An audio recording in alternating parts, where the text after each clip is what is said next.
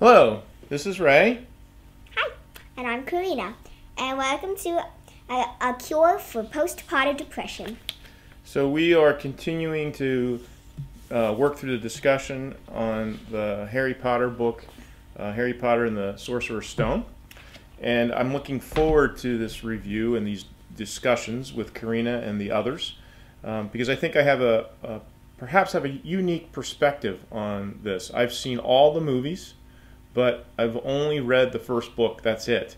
And I read it after I saw the movie. So I've been told that the movies don't match the books. So what I know about the story is probably not complete. And I read the first book, Karina, and I quite honestly didn't care to read any more. I wasn't very interested, but I've been told the first couple books are hard to get through. And after that, it gets better. So I'm really excited to learn about the books and the stories. So let's get started with a discussion. Karina, the first thing that struck me as I was reading the first 4 chapters is the very first sentence. And the very first sentence talks about Mr. and Mrs. Dursley and that they were perfectly normal, right.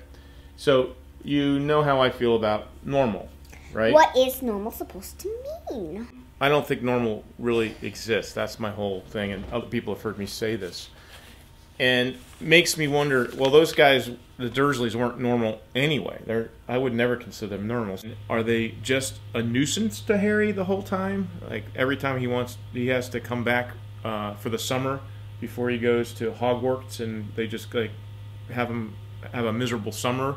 Or are the Dursleys actually more connected to the whole thing, even though I know Petunia's the sister of Harry's mom?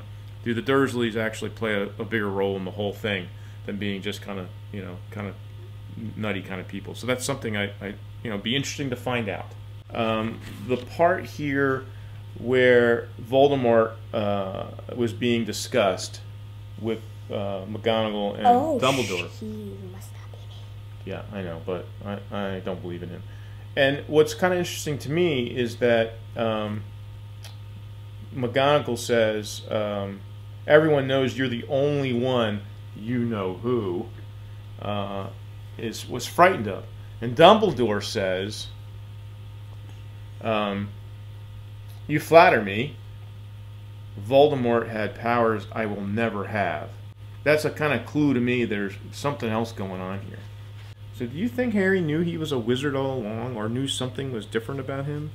I'm sure he probably did know, but since he's growing up in a rather very normal family, he tried to hide it somehow and tried to maybe convince himself that he was completely normal. Maybe since he lived with the Dursleys, who were completely normal, were very much like, you have to be normal, or else they'll beat you up or something like that. Oh, so like he just didn't know because he was so sheltered, he didn't know what normal was and not normal was, and he figured that if he wasn't like them, that there was something wrong with him.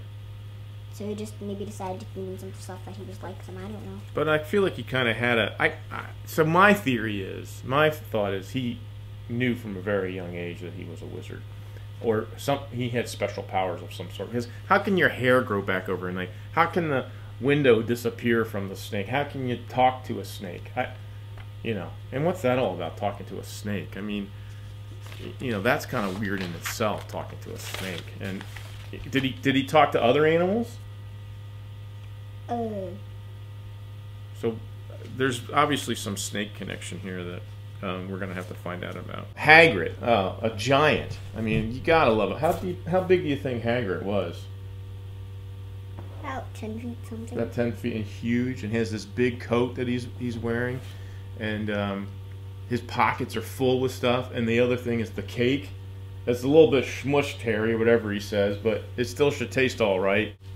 As I read this story, there's other things I think about, other stories I think about. The one story I think about is James and the Giant Peach by Roald Dahl, which is another classic story. And what makes me think about this is that James is living with his 2 aunties. Yes, who mistreat him and are very nasty towards him and everything. Yeah, and he doesn't have a mom and dad. Because they died somehow. But one thing that interests me is, why does James have any other family in the story James and the Giant Peach? And same with Harry. Like, Yeah. Why couldn't have Harry just...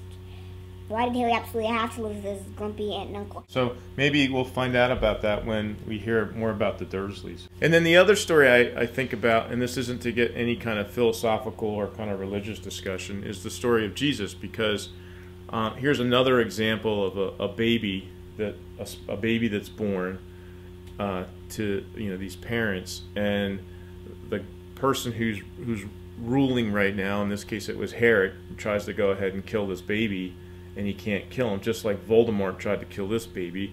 And it ends up that the baby, being Jesus, is the hero of the whole story, and becomes a savior. And it's like similar with Harry, where he's a little baby, where the bad guy, the really nasty evil one, tries to kill him and can't kill him, and he ends up in the end being the one that's is going to save everyone, and everyone's hope is put on Harry.